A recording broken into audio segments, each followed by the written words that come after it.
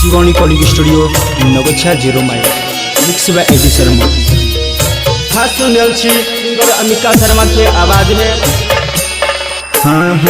बारा रे जतन से हम खोजली के पटैलिए रे नेहवा के पटैलिए रे से हो बानसी ललकै रे मना से हो बानसी दलकै मॉडल बना आय हो भैया से हो बानसी ललकै रे मना आय हो भैया बारा रे जतन से हम कदली के पटैलिए रे नेवा के पटैलिए रे से हो बानसी ललकै रे मना गोरबा लेलकै ओकर पटान सोना के हमरो लेलकै मना।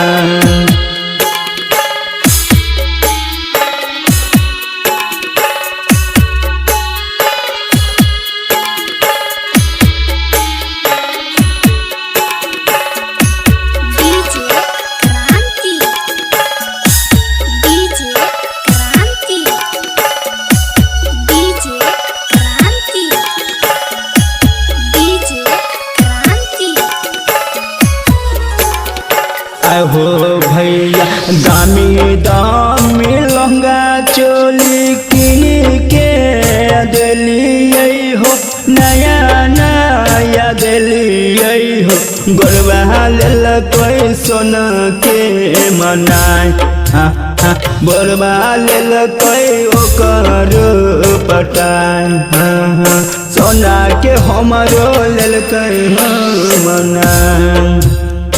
आय हो भैया दामी दामी लहंगा चोली किन के दिलिए हो नया नया दिलिए हो गोरबा संगे कमर हिलाए गोरबा लेलकै सोना के मनाय गोरबा लेलकै ओकर पटाय आय हो भैया सोना के हमरो लेलकै मना।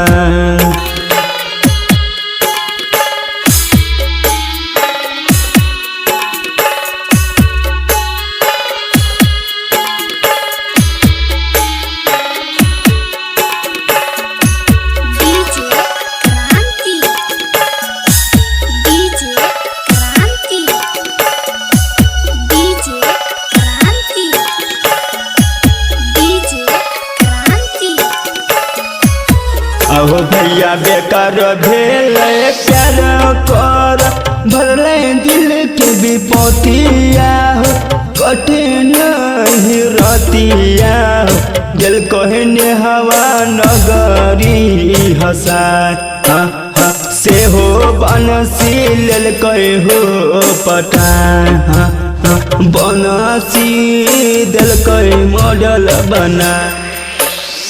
आहो भैया बेकार भेल प्यार करल चंदू अमिका के रे मनोहर सिलावा के कटे नहीं ओकर रात नेहवा देलकै गगरी हसा एहो बनसी लेलकै हो पटाय बनसी देलकै मॉडल बना सोना के हमरो लेलकै मना।